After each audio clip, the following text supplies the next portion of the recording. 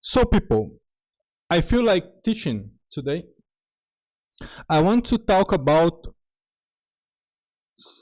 a nice technique to intensify your music and it's important to remember. So this is a technique that people don't talk about. No, it's not the most awesome technique ever. It's not how to compose your music in 5 minutes. It's not the most mind-blowing secret. Okay, so we are studying here. We are not doing sensationalism. The most common type of sequence, and what is normally taught first, is the sequence of fifths downwards.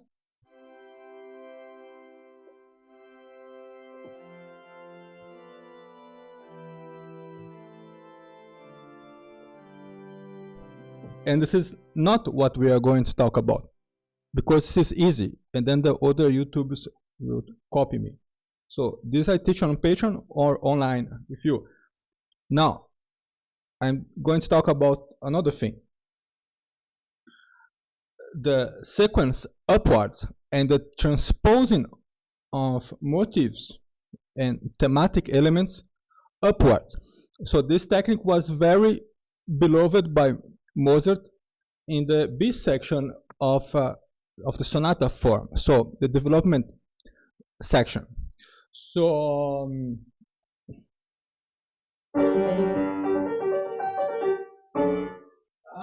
I don't have even the the score. Okay, I'll explain to you in detail to not confuse. So we are talking in this video about real sequence. So the real sequence is not like the diatonic sequence where you stay in the key. The real sequence, you transpose the elements and you keep exactly the same structure as the model and you change the key. Okay. I talk about Mozart just because the way that he uses sequence is way more creative than in the case of Vivaldi or even Bach. So he used this in different ways to create musical expression, and in most of the cases he used the tonal sequence, not the real sequence.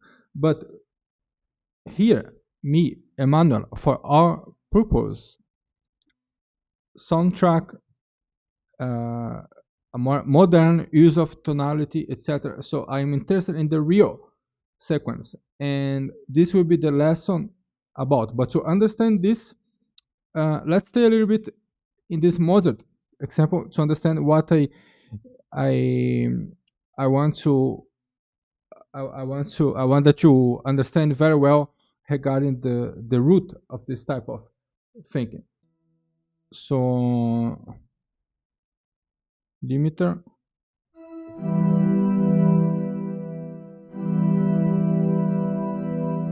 Okay, so here, this is the idea that he will. This is the motif that he will bring in the development section. So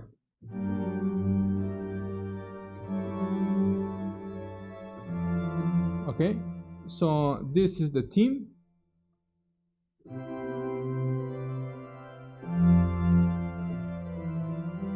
Okay, in closed harmony, so tonic, subdominant, tonic. Development section, minor, G minor. Oops.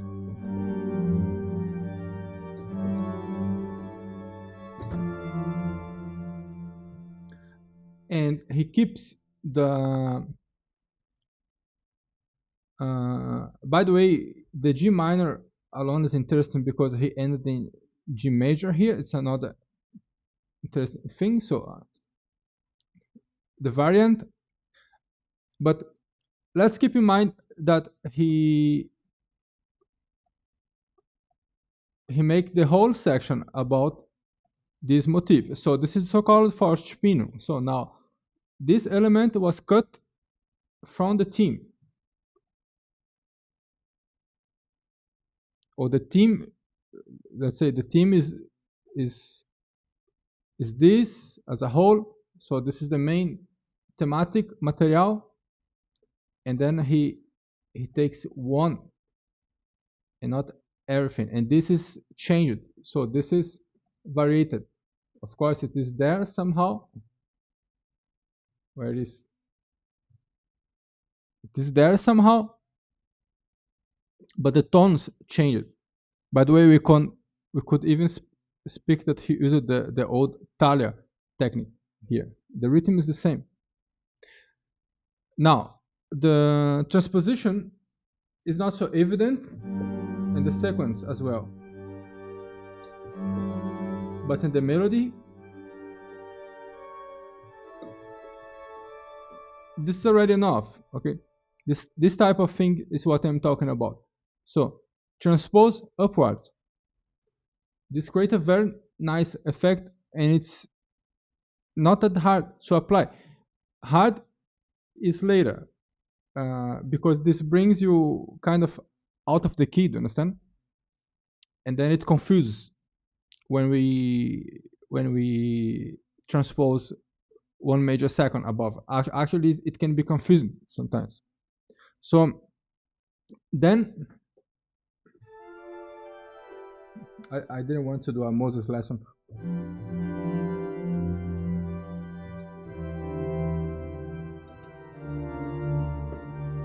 Okay, then he finished this section. Is what I wanted to tell now is this. Then sequence again, but it's downwards. And then here I think it's the best example of his very characteristic type of sequencing the melody.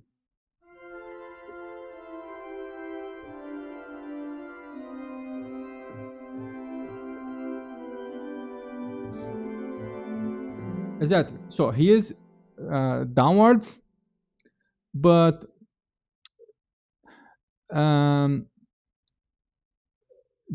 this type is very upfront sequencing of 2 bars of thematic material.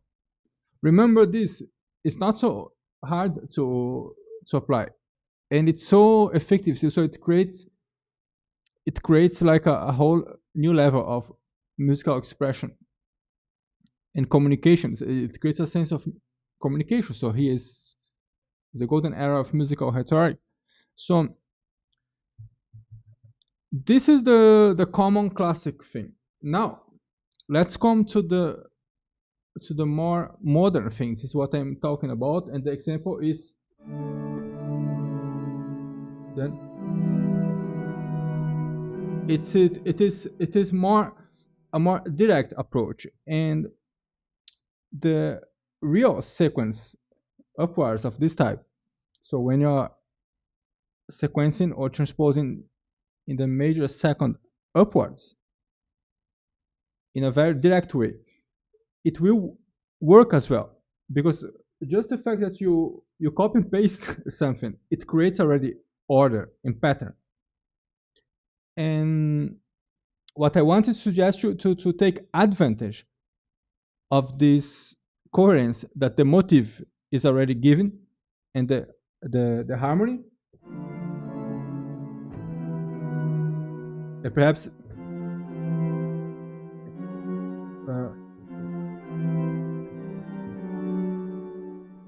and just go.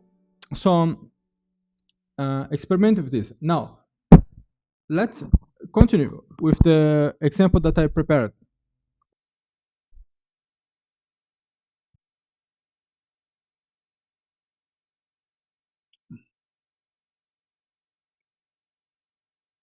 I think it's here. I played this already this time, but it's improvised. It's not so clean.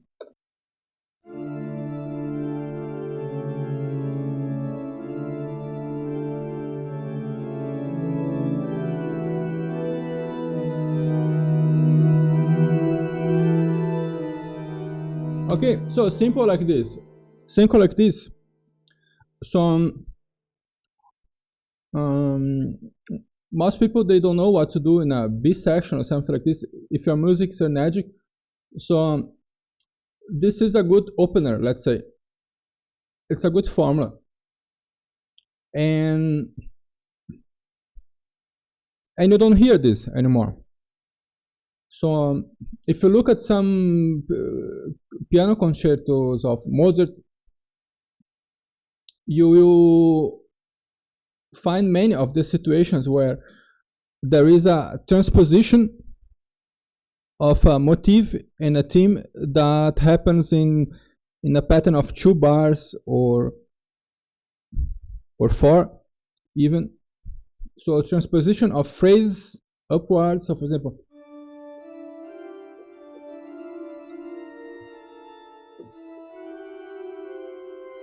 okay, there's things.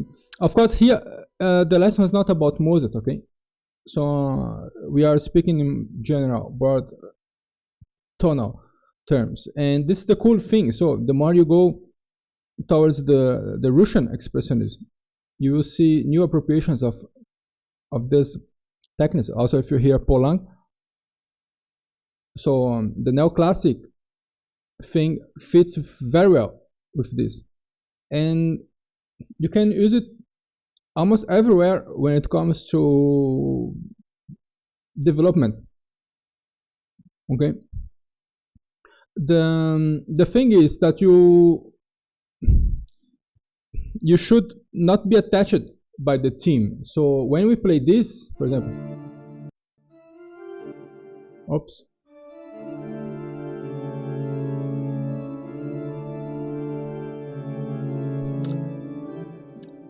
we tend to stay in the key or to be very attached, and we just don't want to shift. But many times this sudden shift of key will be very comprehensible if you keep the same motivic pattern, the same thematic structure. Okay, so it's a very, very cool technique to remember. Here I did something that is very easy to transpose. So we have tonic, oops,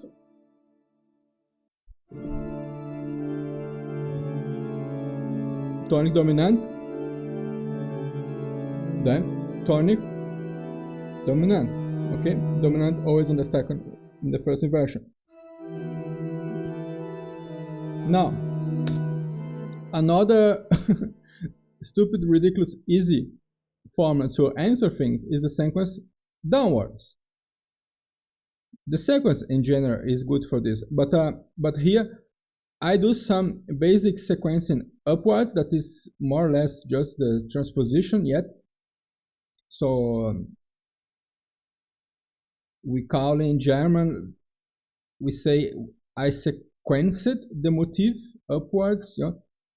Ich habe dieses thematisches Material sequenziert.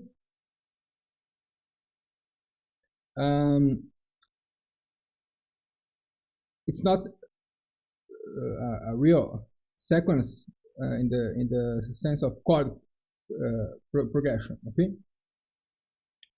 But it is sequenced, and the true sequence as a chord progression. So the quintfall sequence, so the descending sequence of fourths or fifths, of course, the most common one, and it will give a sense of where you are in the key of the music. So this is good to use to answer something that is kind of unstable. So the answer of this, that we call the consequence, will bring stability back to this instability of the antecedent.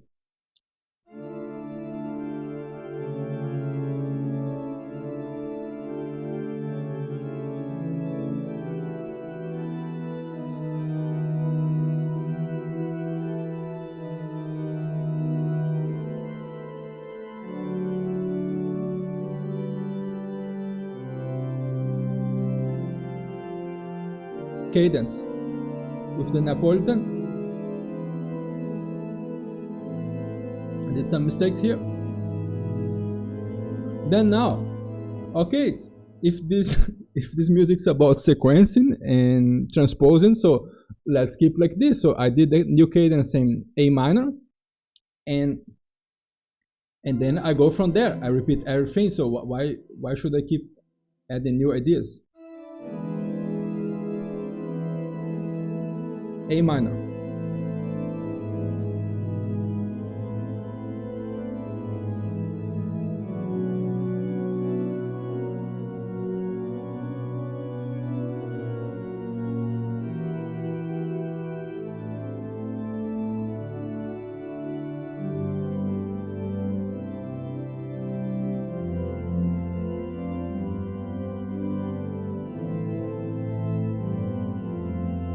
Then finish.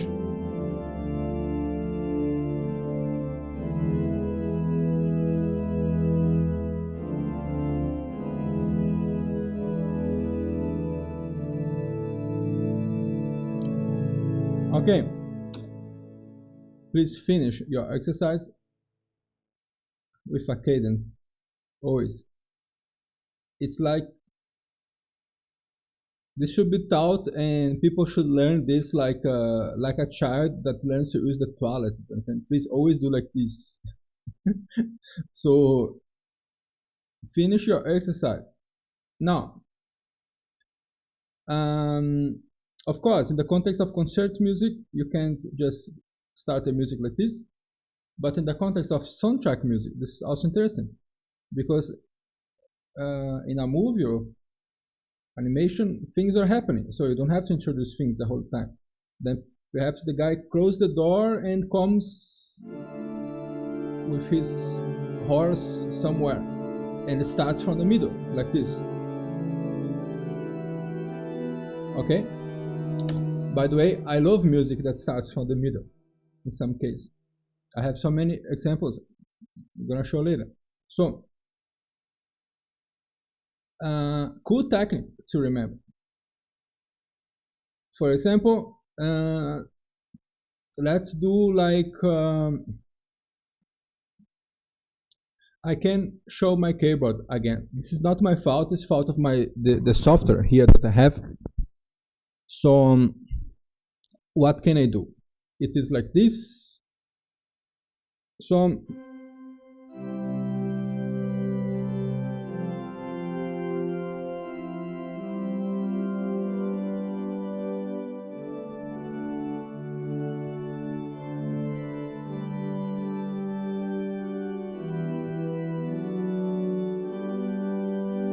try to do things like this. So start one theme and then answer already transposing 1 second, 1 major second above.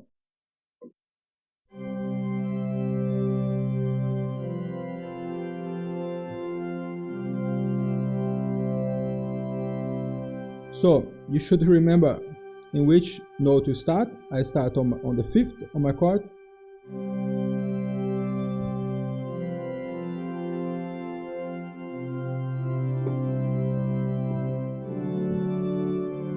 Then, oops.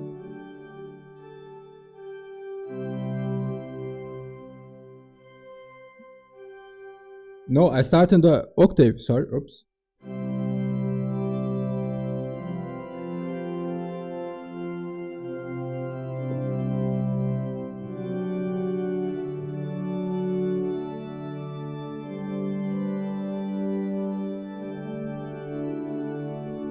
Try to answer whatever you have with a sequence, or let's say transposition.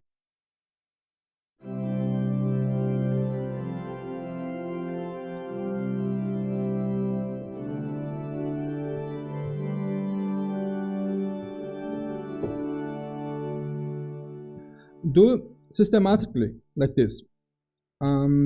Don't care about how beautiful the example is, because of course you can manage two things at the same time, that you are trying to learn the new skill and also that the insight is awesome. So it's very hard. It's like me teaching. So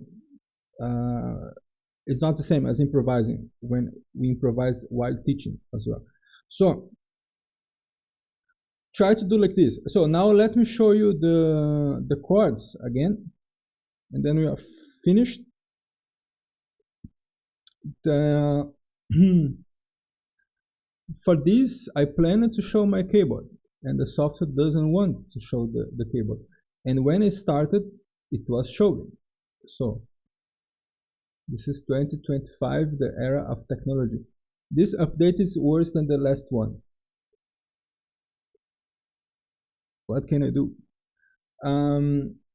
Let's go to Synthesia. Will this work? Okay, I have an idea. Just a moment.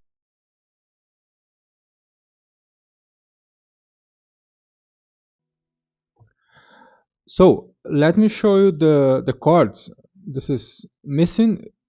It's probably not so clear how the chord progression is going. I will do a little bit slower. Let me do slower. So D minor, A major, D minor, A major. So always in the first inversion, of course. A minor,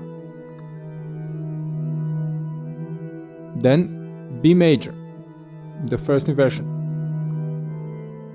A minor, D major, G major, C major. So it's the sequence downwards. Now it's the Napolitan, first inversion, then dominant, cadence in A minor. Now repeat everything again with the same pattern. So tonic, dominant, first inversion, then transpose 1 major second above, then answer with a sequence downwards.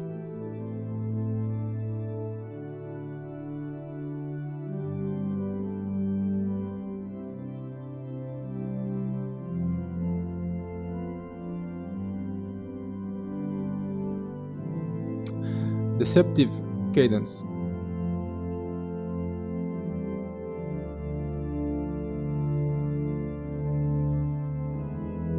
Then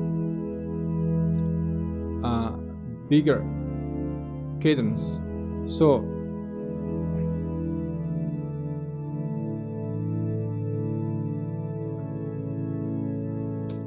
not so satisfied with the cadence here, but the idea is not to imitate Mozart, but to perhaps to create a more contemporary sound by sticking to very straightforward tonality with triads.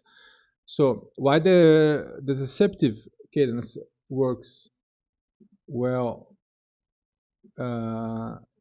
This is the reason is that I use you see more than once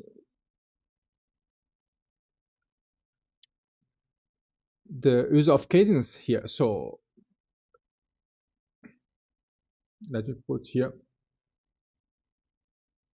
How many times did you hear a cadence here?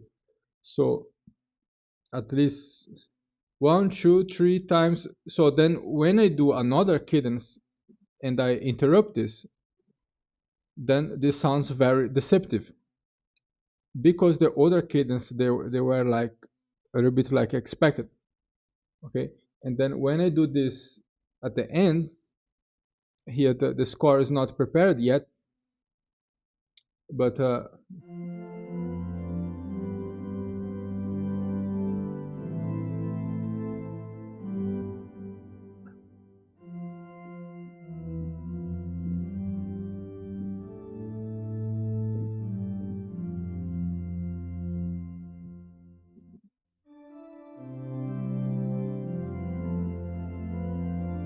let me play from here.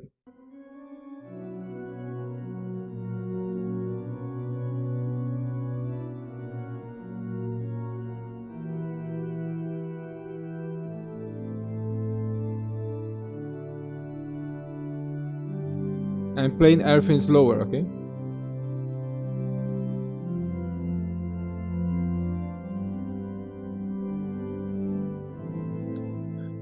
So the it would be a cadence in C major, okay? But I went to A minor. So actually, a more special case of deceptive cadence, because actually I went to the key that has more affinity to the main key of the piece, and I would say it is the main key of the piece. So I would say this whole thing is in A minor, and the start in D minor we consider like the start in the development section. Actually, it started here.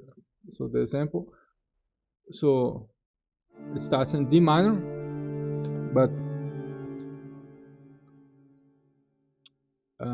because of this cadence, we can contextualize in A minor. So actually, it was a deceptive cadence in C major. In the deceptive cadence in C major, it is what leads you to A minor. Fun fact.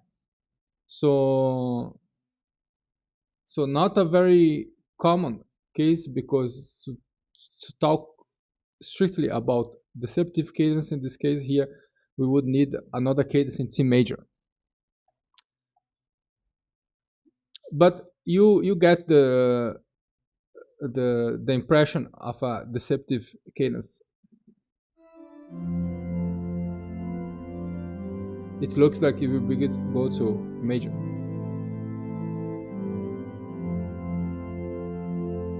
And it doesn't.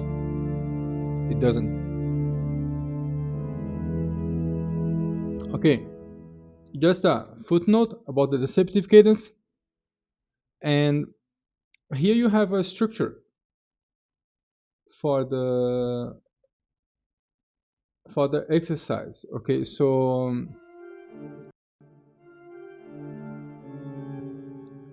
you can use this chord structure to do similar thing. Now, important is that we have a motivic pattern at the start, so this figure, and the sequence downwards comes with a variation of this figure.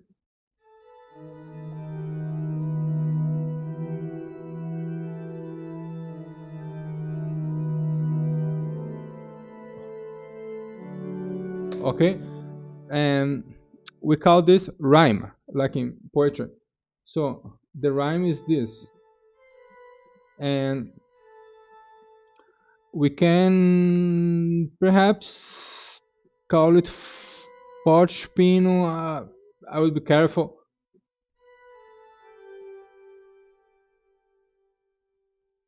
Yeah, it's a kind of fortepino. So I take this element and I I bring this element further, let's say.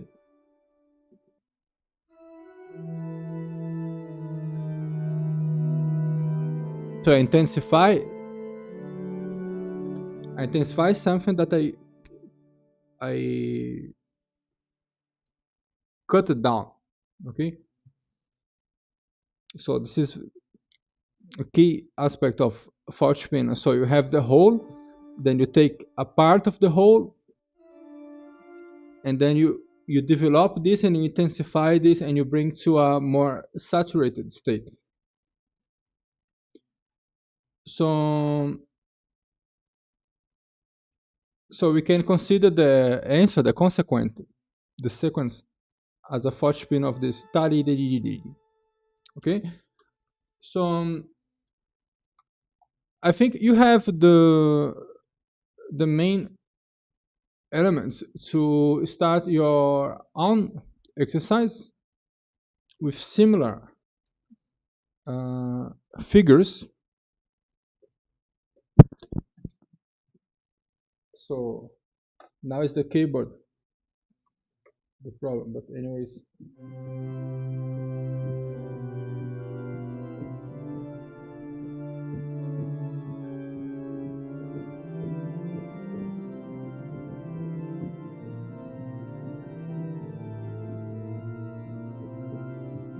I don't know, whatever. Then cadence. So start with the small version, do the short version of the exercise. This would be to consider just the way that I start, create a variation in this scheme, and then perhaps later you are able to do the whole scheme. That would be a little bit harder. Okay, so can you see the? Yes, you can see this. So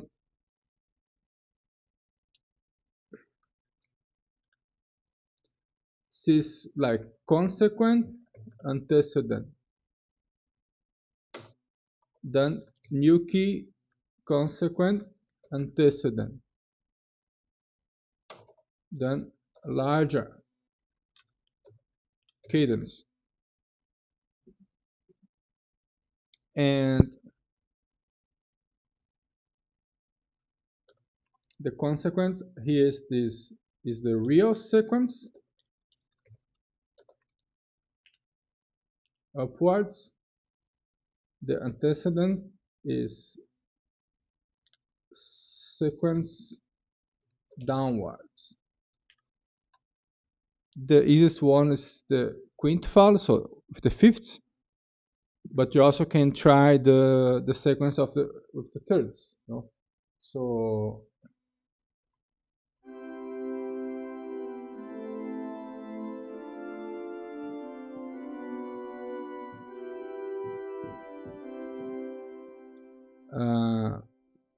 that sounds better upwards, but downwards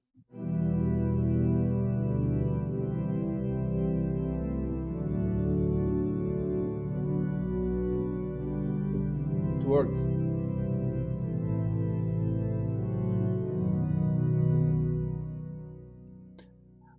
Sequence downwards, and then everything in the new key. So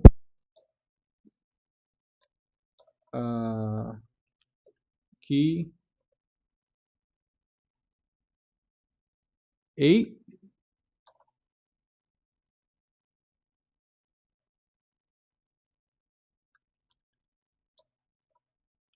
key B, and sequence downwards plus cadence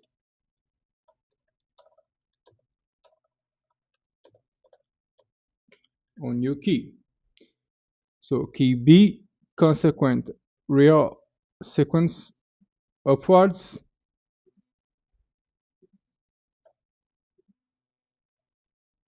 then it goes like the same again, and then larger conclusive cadence. And how can you figure everything out exactly like this? I don't know. The focus in the study of harmony is to prepare you also for such exercise. So to do this exercise that we have here, you need a strong craftsmanship of the cadence and of the keys. Okay, you need to know where you are, which are the main the principal methods of finishing phrases and modulation. Okay, so these are the elementary prerequisites to be successful in this type of improvisation exercise. So as I said in another video, it's a long way to go, but if you are able to understand this exercise and do a little bit this type of harmony, try this scheme, and you see how it will give you a strong confidence for improvisation, and of course to score almost everything that has to do with classical music. So thanks very much. check my Patreon, consider booking a lesson with me before I am overbooked, not of students but of my time, because I'm thankful that I have some commissions now and I am busy. So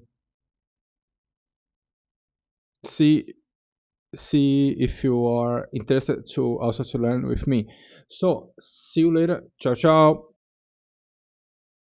And this whole topic has to do with a video that I did long time ago. It's called The Architecture of the Sequence. But as always, the algorithm doesn't find this so much so that important, because of course it is a topic that is not common on YouTube. But take a look on this video before I put it just for the Patreon people. Where is the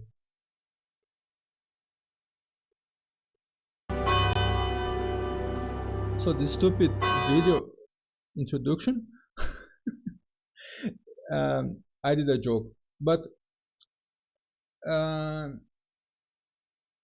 it's not delisted. Really, this is just for Patreon. I don't know. So talk to me. Perhaps I make it available. And what I speak about in this video is this fault of if you manage well the upward sequencing and the downward, you have like a total control of tension and relaxation. So it's the most, these are the more, perhaps the most evident knobs that you have to control the music. And principally in the topic of action music, that is one of the hardest to do. Well, unless you do like